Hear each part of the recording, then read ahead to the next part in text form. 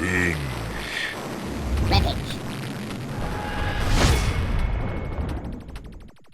Hey everyone, welcome back for a brand new video about that show that just had the biggest battle in television history, Game of Thrones.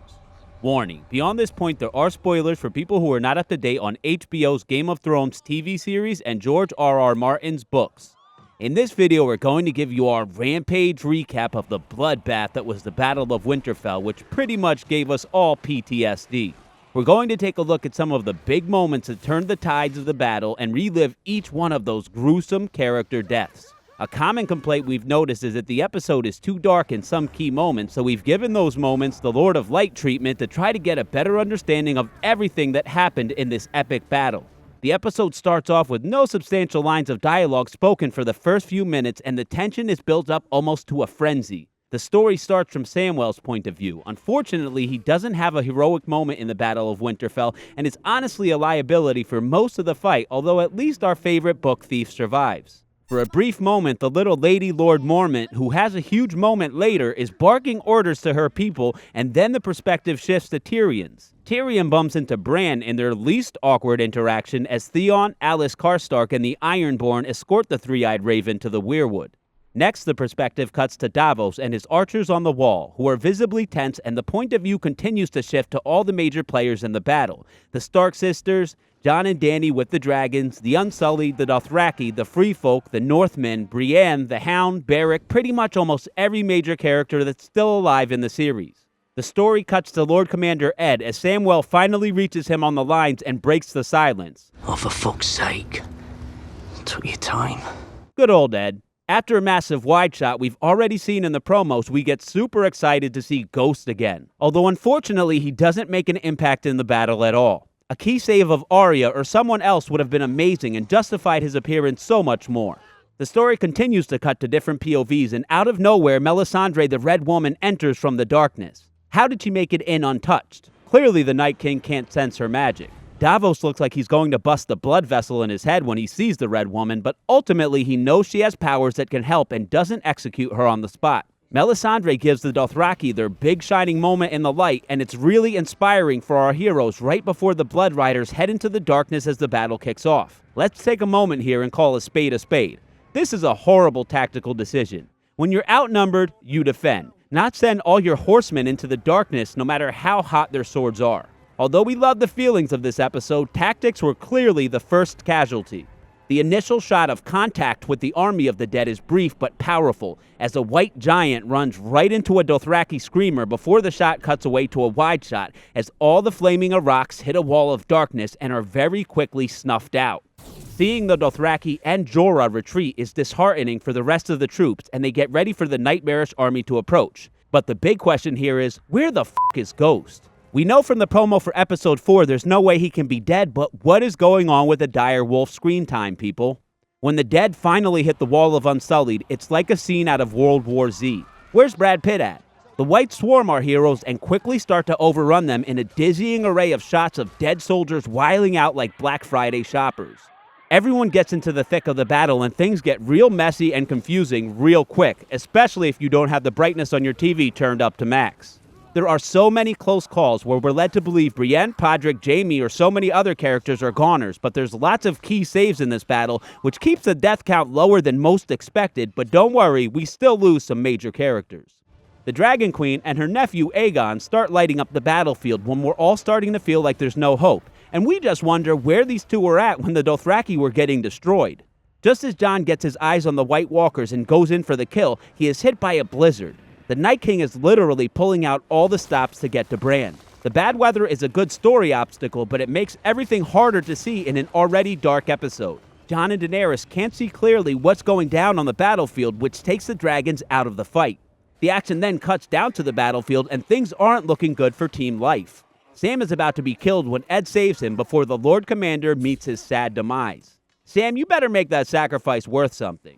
Ed has been around since Season 2 and has always been a good friend to Jon. And now his watch has ended.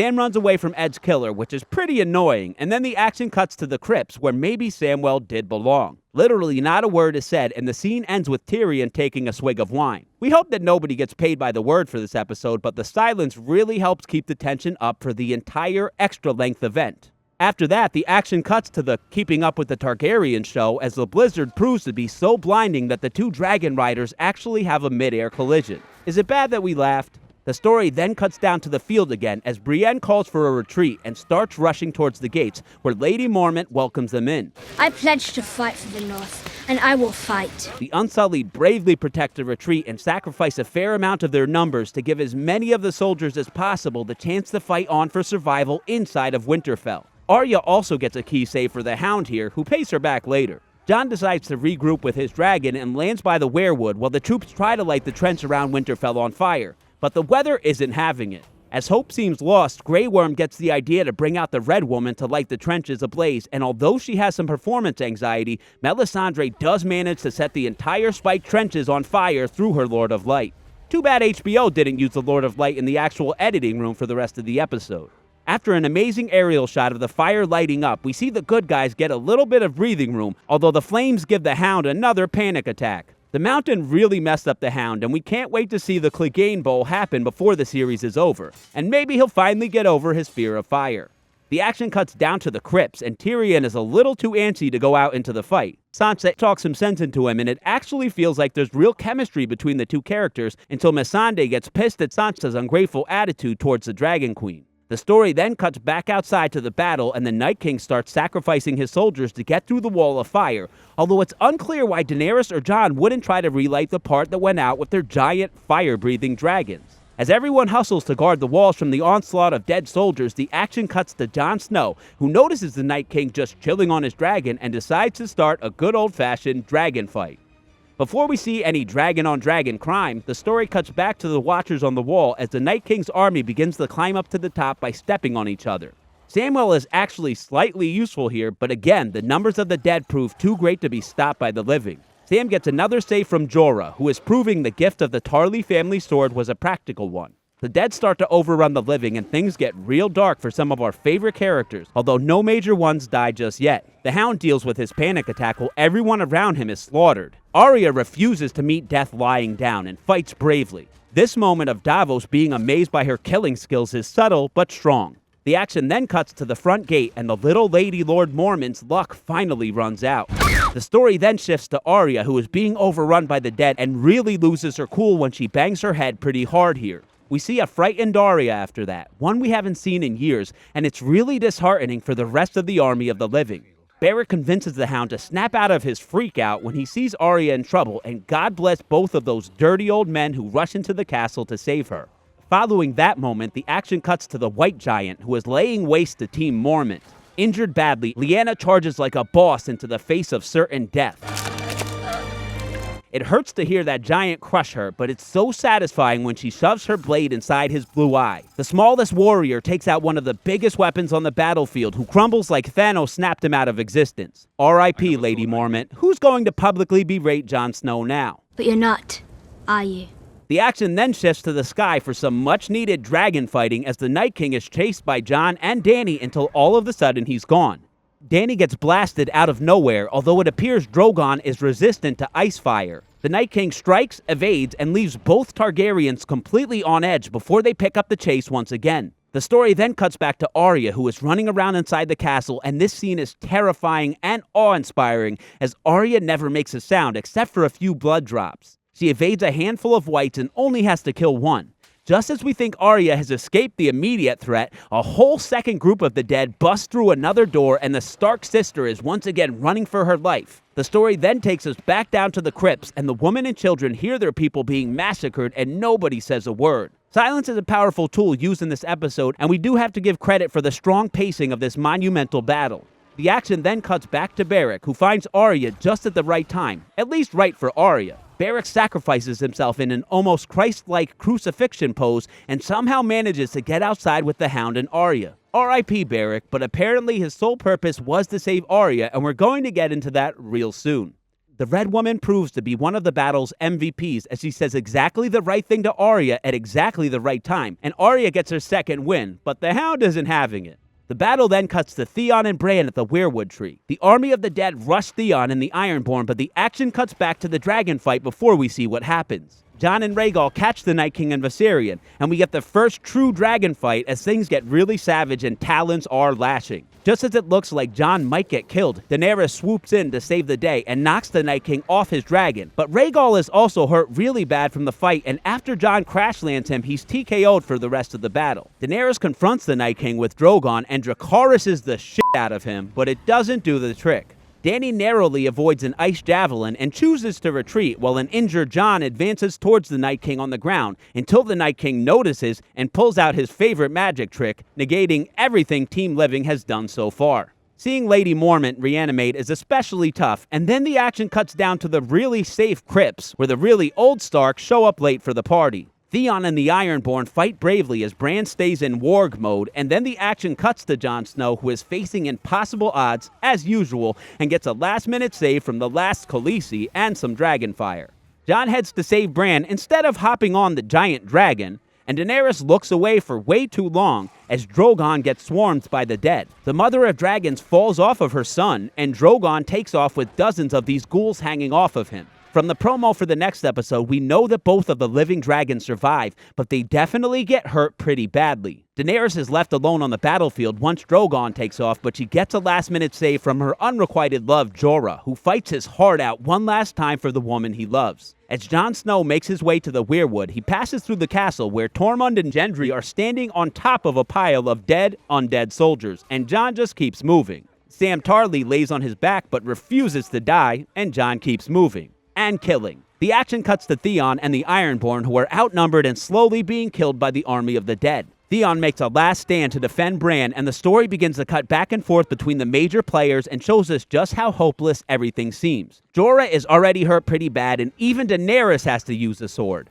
Times are tough. As the story cuts down to the crypts, Sansa and Tyrion bravely hide while the dead lay waste to the women and children. There's really not much they could do, but it just kind of sucks to see them hiding like that as their people die. The story cuts back to Jon as he runs into Viserion, who's like, "What's up now?" We see Jaime and Brienne swarmed, along with Tormund and Gendry, who are still hoarding their piles of dead, undead bodies. Then to Grey Worm, who is surprisingly still alive, and trying to fight to reach Daenerys and Jorah to help them. Jon can't seem to get away from his new undead dragon buddy, and things are pretty much at their lowest for almost everyone that's left. Theon redeems himself by clearing a path out around Bran, but they're all basically surrounded by the dead. The Night King approaches with his White Walkers when Bran gives Theon one last pep talk, which also makes the Three-Eyed Raven significantly less creepy.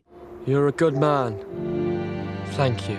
Theon charges the Night King and gives his life for Bran. The Night King goes all thug life on Theon and keeps moving. R.I.P. Theon, he's Reek no more. Jon stays pinned down by Viserion, but this moment here he yells, and people assume he's talking to Arya, which we're about to get into. As the Night King approaches Bran and has a quiet moment with him, a White Walker hears a breeze, but the next thing you know, Arya is flying through the air at the Night King, who blocks her first attack, but doesn't anticipate the second one, as Arya Stark ends the Great War and basically assassinates Death. Her father would have been so proud. The effects are felt across Winterfell almost instantly, and the shots of the army dying away in synchronicity are beautiful and haunting when you can actually see them in Squinterfell. The living all breathe a sigh of relief, although unfortunately for Jorah, he breathes his last. The old Lord Tarly might not have been super happy his family sword was used to save the woman who burned him alive. Is you getting back at me, boy? But that's how the game goes. After Jorah kicks the bucket, Drogon actually comes back and surrounds Daenerys to help her deal with the loss of one of her most trusted friends and supporters. The psychic dragon link is real, people. Following that, Bran and Arya have a moment of weird celebratory silence, and the survivors walk around in a daze mourning the dead. As the dawn approaches, we see Davos tracking the Red Woman, clearly intending on keeping his promise to kill her. He watches her take off her amulet and basically age decades in seconds and slowly fall dead into the snow before the credits roll. Although she's done some messed up stuff over the years, the Red Woman was definitely one of the MVPs of the battle. Although there were zero intelligent military tactics, this episode was an intense, action-packed roller coaster of gory violence, symbolism, and heroic moments, and we are sad that it's over. The question is, where do we go from here? Just because more people survive than we thought doesn't mean they won't be dead by the end of the series. What do you think? Who's the next to die? Will it be Tyrion or Sansa? What will Bran want to do now? Does he care about Cersei and her quest to keep the Iron Throne? Are you happy with who died and who survived? Thanks so much for watching our videos, everyone. From now until the last episode airs, we will be on the lookout for any leaks or insider info to help figure out what's going to happen next in our favorite game, the Game of Thrones. Please let us know your thoughts in the comment section below. Follow us on Instagram and Twitter at Binge Rampage. Turn on the notifications button for our channel so you can see our next video as soon as it comes out. And don't forget to subscribe. Valar Morghulis. Valar Duhairis.